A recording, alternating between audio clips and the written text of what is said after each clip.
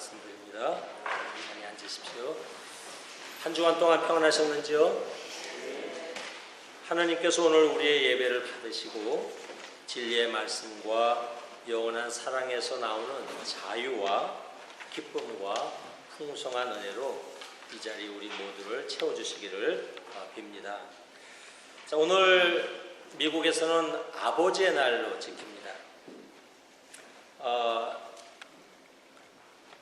특별히 우리가 어머니의 가정에서 어머니의 역할, 어머니의 공로도 참으로 크지만 또 아버지의 역할, 아버지의 자리를 무시할 수 없습니다. 그래서 우리는 이 미국은 또 6월 셋째 주에 이렇게 아버지의 날로 기념하고 있습니다.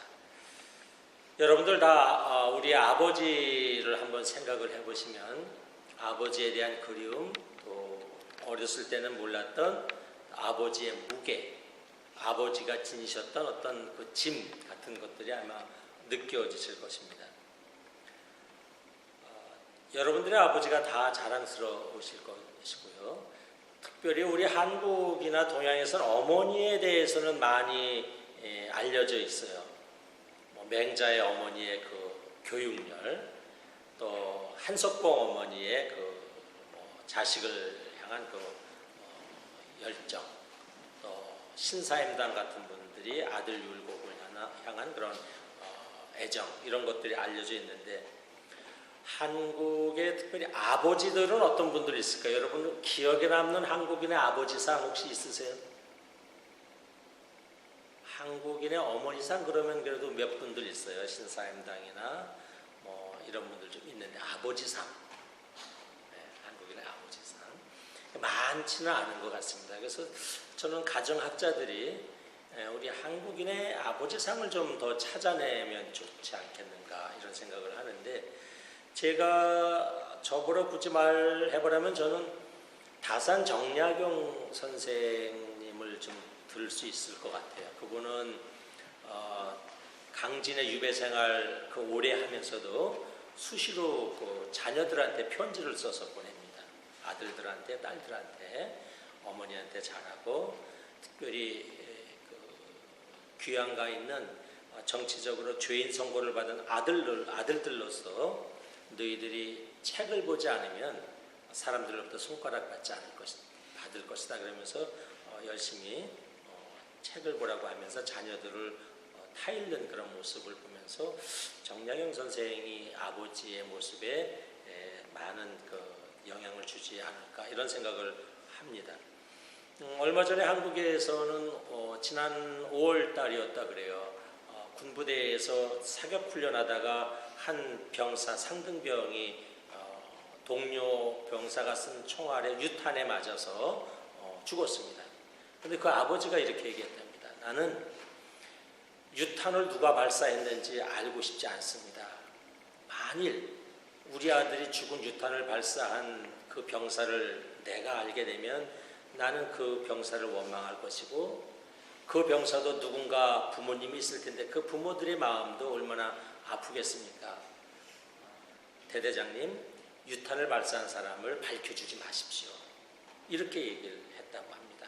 나는 내 아들을 국가를 위해서 헌신하다가 죽은 자랑스러운 나의 아들로 그냥 지니고 있겠습니다. 어찌 보면 아버지의 마음입니다. 아버지의 마음. 보통 사람 같으면은 그냥 막 와서 농성도 하기도 하고 누군지 밝혀내달라고 하고 이렇게 할 텐데, 유탄을 밝혀낸 그 다른 장병에 대해서 알고 싶지 않다. 그냥 덮어뒀으면 좋겠다. 이런 그 말을 했고, 저는 일종의 한국인의 아버지의 마음 가운데 하나라고 생각을 합니다. 그런데 그 소식을 또 LG의 구본무 회장님이 또 들었다 그래요. 그거 듣고는 그 병사의 집에다가 위로금이라고 하면서 나도 아버지의 마음으로 감동을 받아서 이렇게 합니다 하면서 그 죽은 병사의 가정으로 1억 원을 보내주었다 그럽니다. 아버지의 마음들이 이어지는 그런 모습들을 봅니다. 자, 우리 아버지의 날 맞이해서 우리의 아버지들에게 다시 한번 감사드리고 또 기억하는 그런 시간을 가졌으면 좋겠습니다. 잠깐 우리 아버지에 대해서 잠깐 한 1분 정도 한번 조용히 생각을 해보시고 우리 아버님들께 감사의 마음을 한번 오늘 보내도록 하겠습니다.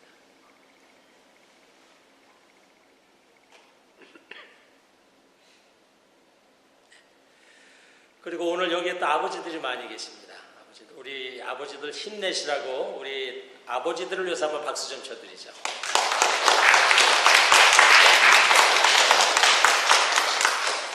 자, 오늘 복음 말씀은 하느님 나라로 시작이 됩니다. 예수께서 씨앗의 비유를 통해서 하느님 나라에 대해서 설명을 해주십니다. 하느님의 나라, 헬라어로는 바실레이아 투 세우, 영어로는 The Kingdom of God, 한자어로 천국이라고 합니다. 여러분, 천국에 대해서 어떻게 생각하고 있습니까? 이해하기가 쉽지 않은 말씀이죠. 예수님 당시의 사람들도 이 천국에 대해서 이야기할 때 이야기하는 사람도 듣는 사람도 이해하기가 쉽지 않습니다. 아마 지금 우리도 천국에 대해서 이야기하면 서로 굉장히 다양한 이야기들이 나올 수가 있습니다. 대부분의 사람들은 천국 그러면 어디를 생각해요? 어떤 공간적인 나라로 생각합니다. 저 하늘 저 높이 어디에 있는 어떤 나라. 지옥은 어디예요? 땅속 저 밑에 있는 어떤 나라. 이게 고대인들은 그렇게 생각을 했습니다. 하늘 저 꼭대기 어디에는 천국이 있을 것이고 땅속 저 밑에 어디 끝까지 들어가면 지옥이 있을 것이다. 이렇게 공간적으로 천국과 지옥을 생각을 했습니다. 그런데 오늘 예수님께서 말씀하신 이 씨앗의 비유는 천국에 대해서 그런 공간적인 비유 또는 시간적인 말씀이 아닙니다. 예수님이 우리에게 들려주신 하느님 나라 천국의 비유는 굉장히 다른 차원에서 이런 말씀을 해주십니다. 특별히 예수께서는 하느님 나라에 대해서 설명해 주실 때 이 씨앗을 통해서 많이 설명을 해주셨어요. 이게 복음서를 보면 씨앗에 대한 말씀이 많이 나와요. 어떤 농부가 씨를 뿌리러 나갔다. 그래서 씨를 뿌렸는데 돌짝밭에 떨어진 것도 있고 가시덤불에 뿌려진 것도 있고 옥토에 뿌려진 것도 있다. 이 씨앗에 대한 비유. 오늘 마르코 복음서는 어떤 농부가 씨앗을 뿌렸는데 농부가 알지도 못하는 사이에 저절로 씨앗이 자라난다. 또 겨자씨의 비유. 이런 것을 통해서 예수님은 하느님 나라를 우리에게 설명해 주실 때 이 씨앗을 통해서 이 많은 것들을 설명을 해 주십니다. 자, 여러분 씨앗에 대해서 한번 생각해 보시죠. 여러분 씨앗을 한번 유심히 보셨습니까? 여러분 씨앗을 만져보시거나 또 유심히 보신 분들은 씨앗의 모양은 대부분 아주 좀 비슷합니다. 납작하거나 동글동글하기도 하고 좀 매끄럽기도 하고 씨앗은 모든 사람들이 볼 때 사람들을 편안하게 해줍니다. 계란의 모습도 마찬가지예요. 계란의 모습도 보면 여러분 어떠세요? 편안하지 않아요? 아주 동그랗지도 않고 약간 타원형이면서 적당하게 곡선이 있습니다. 씨앗이 대부분 다 그렇습니다. 씨앗은 이렇게 사람들이 보면 친근하고 매끄럽고 어떤 편안한 느낌을 줍니다. 씨앗을 보면서 불편한 느낌을 가졌던 분들은 아마 거의 없을 것입니다. 식물학자들은 얘기합니다. 이 씨앗이라는 것들이 우주에서 생명을 담고 있기에 가장 이상적인 모습이 씨앗의 모습이랍니다. 생명을 담고 있기 때문에 아주 가장 이상적인 모습으로 그렇게 담고 있답니다. 만약에 씨앗이 아주 정확하게 정사각형이나 직사각형으로 되어 있다면 어떻겠어요? 좀 불편해 보일 수도 있는데 씨앗은 그렇지 않습니다. 좀 모자란 듯한 모습, 아주 동그랗지도 않고 반짝하지도 않고 그런 모습이에요. 근데 그 안에 씨앗을 담고 있는데 이 씨앗을 가지고 예수께서 설명을 하십니다. 예수께서는 하느님 나라는 씨앗과 같다 말씀하십니다. 자, 무슨 말씀인가? 하느님 나라는 저 멀리 있는 어떤 공간에 있는 그런 나라가 아니라는 것입니다. 그런 공간적인 개념을 바로잡아 주셨습니다. 또 하느님 나라는 죽어야만 가는 어떤 그 시간적인 어떤 개념이 아니라는 겁니다. 보통 사람들은 천국 그러면 죽어야만 가는 나라로 생각을 하는데 오늘 예수께서 들려주신 씨앗의 비유는 하느님 나라는 공간적인 개념도 아니고 죽어야만 들어가는 그런 나라도 아니라 하는 겁니다. 하느님 나라는 씨앗과 같다 하는 말씀은 하느님 나라는 물리적인 어떤 객관적인 장소도 아니고 또 죽은 다음에 가는 그런 장소도 아니다 하는 것이죠.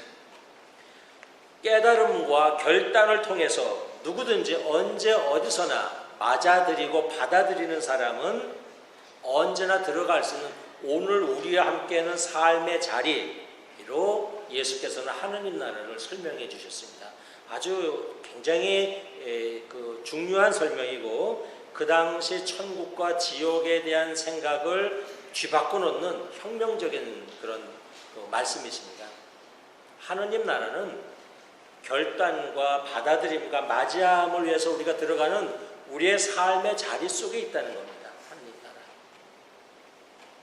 이것이 예수께서 씨앗을 통해서 우리에게 들려주신 것입니다. 하느님 나라는 누룩처럼 변화하거나 또 씨앗처럼 자라나는 그런 어떤 전적으로 새로운 삶의 자리 속에서 일어나는 것, 이것이 하느님 나라다 하는 것이죠. 행복의 개념과 비슷합니다. 여러분, 행복이 어떤 객관적인 장소가 있나요? 어떤 나라에 가면 다 행복한가요? 그렇지 않습니다. 행복 지수를 보면은 여러분이 잘 알듯이 아주 가난한 부탄이나 네팔이나 아마 이런 데 사는 사람들의 행복 지수가 미국에서 살고 있는 사람들보다 훨씬 높습니다. 또 그 행복이라는 것은 이렇게 어떤 객관적인 장소가 아니고 그것을 행복을 바라보고 행복을 맞이하고 행복을 깨닫는 사람의 그게 달려 있습니다. 절대로 행복의 어떤 객관적인 장소가 있지 않습니다. 큰 집에 가면 누구나 다 자동적으로 행복할까? 그렇지 않다는 것이죠. 높은 연봉을 받으면 자동적으로 행복할까? 그렇지 않다는 것입니다. 행복도 이렇게 우리가 어떤 객관적인 장소가 있는 것이 아니라 우리가 행복을 받아들이고 깨닫고 느끼는 사람들의 그 모습에 달려 있다 하는 것과 마찬가지로 예수께서는 하느님 나라도 그렇게 말씀하십니다. 어떤 장소가 아니라는 것이죠. 그래서 예수께서 말씀하신 것이 누가복음 17장 21절에 이렇게 말씀하십니다. 하느님 나라는 여기 있다, 저기 있다 라고 말할 수 없다. 하느님 나라는 바로 너희 가운데 있다. 이런 말씀을 하십니다. 즉 우리의 삶의 자리 속에 하느님 나라가 있는 것이지 달나라에 있다, 별나라에 있다 이렇게 공간적으로 말할 수 있는 것이 아니다 하는 것입니다. 우리 안에, 저와 여러분 안에 하느님께서 말씀하시는 하느님 나라의 씨앗이 이미 떨어져서 자라고 있는 줄로 믿으시길 주의 이름으로 축원합니다. 여러분의 마음 속에, 우리의 삶의 자리 속에 하느님 나라가 있습니다. 아멘? 아멘. 예. 그겁니다. 이게 오늘 예수께서 씨앗의 비유를 통해서 우리에게 주시는 말씀입니다. 예수께서는 씨앗의 비유를 통해서 이 하느님 나라를 이렇게 설명을 해주셔서 그 전의 설명과는 전적으로 다른 그런 설명이었습니다. 그 다음에 예수께서 왜 씨앗의 비유를 통해서 이 하느님 나라를 설명해 주셨는가 하니 아마 이런 제자들이 있었을 것입니다. 예수께서 하느님 나라를 설명하니까 그 실현 가능성을 물어보는 제자들이 있었을 거예요. 예수님, 예수께서 하느님 나라에 대해서 말씀하는데 제가 잘은 모르지만 그러면 그대로 받아들인다고 합시다. 그러면 예수께서 말씀하시는 하느님 나라가 정말 언제 이루어지겠습니까? 어떻게 이루어지겠습니까? 즉 하느님 나라의 실현 가능성에 대해서 많은 사람들이 물어보았을 것입니다. 도대체 언제, 어느 천년에 예수께서 말씀하시는 하느님 나라가 이루어지겠습니까? 예수님과 제자들 몇몇 사람들이 이 동네에서 저 동네로 다니면서 복음을 말씀을 전하고 병자를 고쳐준다고 하느님 나라가 오겠습니까? 예수님 보십시오. 이 세상은 온통 기울어진 운동장입니다. 정치 지도자들이나 종교 지도자들 보면 다 제 이익 챙기기에 바쁩니다. 로마 제국은 우리를 억압하고 우리의 세상은 점점 살기가 어려워집니다. 희망이 없습니다. 우리 몇 사람이 양심을 지키고 살고 올바르고 선하게 산다고 하느님 나라가 오겠습니까? 하고 묻습니다. 하느님 나라의 실현 가능성에 대해서 묻습니다. 이런 사람들에게 오늘 예수께서 씨앗의 비유를 들려주신 것입니다. 저는 실현 가능성을 생각할 때마다 떠오르는 시가 있습니다. 도종환 시인의 담쟁이라는 시입니다. 시를 너무 잘 써서 유명해져서 국회의원이 됐고 지금은 뭐 하고 있어요? 문체부 장관을 하고 있습니다. 지금 현 정부에서. 그분의 담쟁이 시가 이렇습니다. 저것은 벽, 어쩔 수 없는 벽이라고 우리가 느낄 때 그때 담쟁이는 말없이 그 벽을 오른다. 물 한 방울 없고 씨앗 한 톨 살아남을 수 없는 저것은 절망의 벽이라고 말할 때 담쟁이는 서두르지 않고 앞으로 나아간다. 담쟁이는 우리에게 많은 것을 깨우쳐 줍니다. 특별히 강인한 생명력, 포기하지 않는 정신, 이런 것들이 우리 주변에 있는 담쟁이 덩굴이 우리에게 깨우쳐 줍니다. 주님께서 말씀하시는 씨앗의 생명력과 많은 점에서 유사합니다. 예수께서 말씀하십니다. 여러분, 하느님 나라는 땅에 떨어진 씨앗과 같습니다. 정작 씨앗을 뿌린 사람은 언제 그 씨앗이 자라고 싹이 트는지 모릅니다. 그러나 땅에 떨어진 씨앗은 싹이 나고 자라고 이삭이 패고 나달 열매를 맺습니다. 비록 우리 눈에는 안 보여도 여러분이 실현 가능성을 의심해도 하느님의 나라는 이 씨앗처럼 반드시 실현됩니다. 실현 가능성이 있습니다 하는 것이 씨 뿌리는 이 씨앗의 비유입니다. 어떻게 씨앗이 땅속에 들어갈 때, 즉 하느님 나라의 씨앗이 저와 여러분의 기도와 여러분의 수고, 헌신이 하느님의 손길 안에 들어갈 때 그때 하느님의 손길에 의해서 저절로 스스로 싹이 나고 성장한다 하는 겁니다. 예수께서 오늘 씨앗을 말씀하시면서 저절로라는 말씀을 하셨어요. 저절로. 헬라어로는 아우토마테입니다. 자동, 아우토마테. 싹이 나고 저절로 자란다 이렇게 얘기합니다. 사실 우주의 많은 부분은 저절로입니다. 저절로. 그렇죠? 지구가 태양을 저절로 돌고 있습니다. 저절로. 마르살레게님은 좀 힘 좀 보태고 있어요? 열심히 돌으라고? 저절로 돌고 있습니다. 저절로. 저절로 낮이 되고 저절로 밤이 됩니다. 미국에 와서 오늘 우리 여러분들이 미국에 와서 눈물로 키우고 기도를 키운 여러분의 자녀들이 오늘 뒤에 지금 와 있습니다. 우리의 자녀들 여러분이 바쁜 가운데 그냥 내가 잘하라고 그냥 쑥쑥 잡아 뽑지 않아도 열심히 밥 해주고 열심히 빵 사주고 열심히 음식 줬더니 우리 자녀들 어떻게 저절로 자랍니다. 저절로. 내가 잡아 뽑지 않아도 밥만 열심히 주고 사랑 열심히 부어주면 저절로 자랍니다. 저절로. 오늘 예수께서 저절로를 말씀하십니다. 저절로. 하느님 나라의 씨앗은 일단 심겨지기만 하면 저절로 자란다는 겁니다. 저절로. 하느님 나라도 이와 같습니다. 사람의 눈에는 시시해 보이고 미약해 보이고 그럴지라도 우리가 하느님의 선한 일에 씨앗을 뿌리기만 하면 그것은 하느님 섭리 가운데 저절로 자랄 수 있다는 것이죠. 하느님의 사랑과 정의와 하느님의 선하신 뜻은 비록 역사 속에 홀대받아 보이고 외면당해 보이고 핍박받을지 몰라도 반드시 자라고 열매를 맺는다는 것이 오늘 예수님의 말씀입니다. 겨자씨의 비유도 마찬가지입니다. 세상에서 정말 그렇게 작고, 여러분 겨자씨 보셨지요? 특별히 이스라엘 성지 순례 가면 겨자씨를 파는 데가 있습니다. 아주 작아요. 저는 그 채송화 씨가 가장 작은 것으로 봤는데 나중에 겨자씨를 보니까 채송화 씨앗보다도 더 작아요. 이 겨자씨의 비유를 예수께서 말씀하신 것도 그렇습니다. 자 보십시오. 이 겨자씨 같이 이렇게 작고 미미하고 약한 존재일지라도 일단 땅에 심어 놓으면 크게 자라서 새들이 와서 깃들일 만큼 큰 나무가 됩니다. 예수께서는 하느님 나라의 씨앗이 이루어내는 실현 가능성을 이렇게 설명해 주셨습니다. 담쟁이 시는 이렇게 끝납니다. 한 뼘이라도 꼭 여럿이 함께 손을 잡고 올라간다. 그렇잖아요. 담쟁이 덩굴을 함께 쭉쭉쭉쭉 올라가잖아요. 올라간다. 푸르게 절망을 다 덮을 때까지 바로 그 절망을 잡고 놓지 않는다. 저것은 넘을 수 없는 벽이라고 고개를 떨구고 있을 때 담쟁이 잎 하나는 담쟁이 잎 수천 개를 이끌고 결국 그 벽을 넘는다.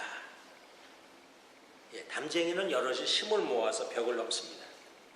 예수께서 말씀하신 하느님 나라의 씨앗도 마찬가지입니다.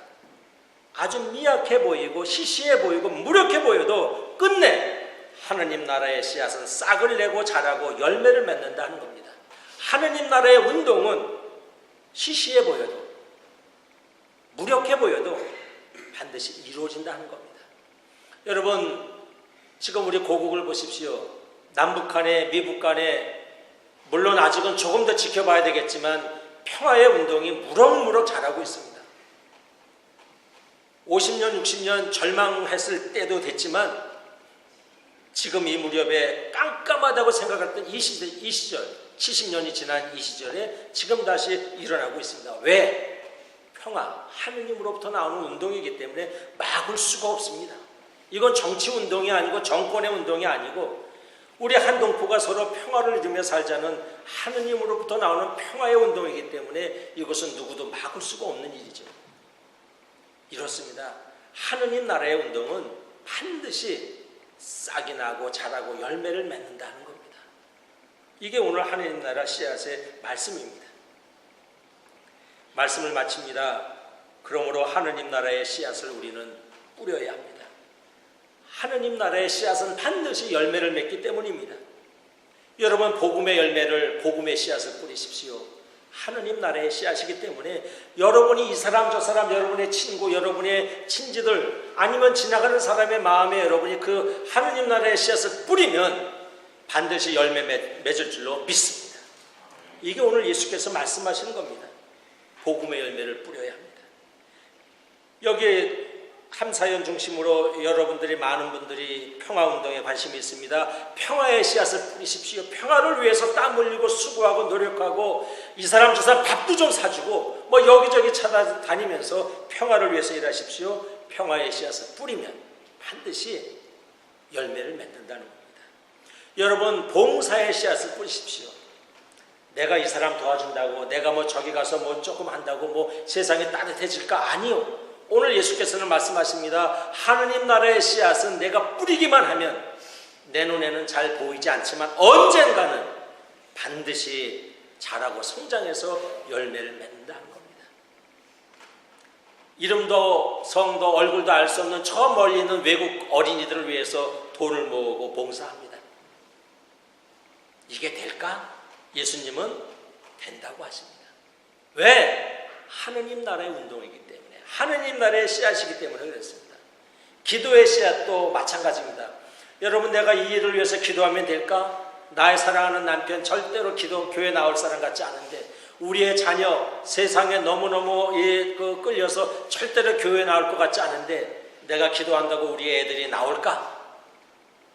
내가 기도한다고 나의 어떤 비즈니스의 사업이 잘 될까? 아니요.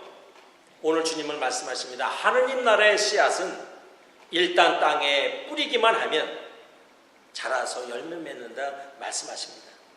그러므로 오늘 주님의 말씀을 우리는 늘 기억하면서 이 하느님 나라의 씨앗을 뿌리는데 우리는 열심을 내야 합니다. 신부님, 이렇게 우리가 예배 드린다고 뭐가 되겠습니까? 우리 교우 30-40명 뭐 한다고 뭐가 되겠습니까? 나 혼자 말씀 붙들고 산다고, 나 혼자 양심 지키며 산다고, 나 혼자 선하고 바르게 산다고 이렇게 소수의 무리들이 모여서 뭘 할 수 있다고 생각하십니까? 뭐가 될까요? 뭐가 됩니다. 오늘 예수님은 그렇게 말씀하십니다. 하느님 나라는 씨앗과 같습니다. 여러분은 씨앗이 어떻게 자라는지 우리는 다 알지 않습니까? 우리 안에 하나님의 뜻을 담고 있기만 하면 하느님 나라는 반드시 이루어집니다. 믿으시기 바랍니다. 우리의 모임이 비록 작아도 저와 여러분의 힘이 지금은 비록 적어 보여도 미약해 보여도 실현 가능성에 대해서 의심하거나 절망하지 마십시오. 저 담쟁이 동굴을 보십시오. 절망이 덮일 때까지 담쟁이 동굴은 올라갑니다. 하느님 안에 있으면 하느님의 뜻을 품으면 실현 가능합니다. 아멘.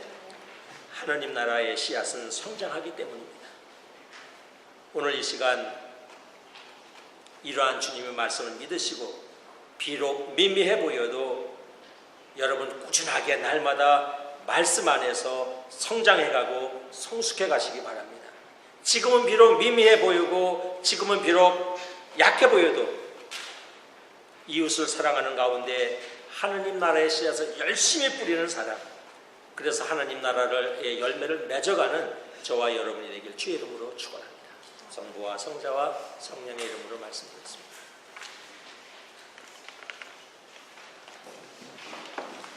일어나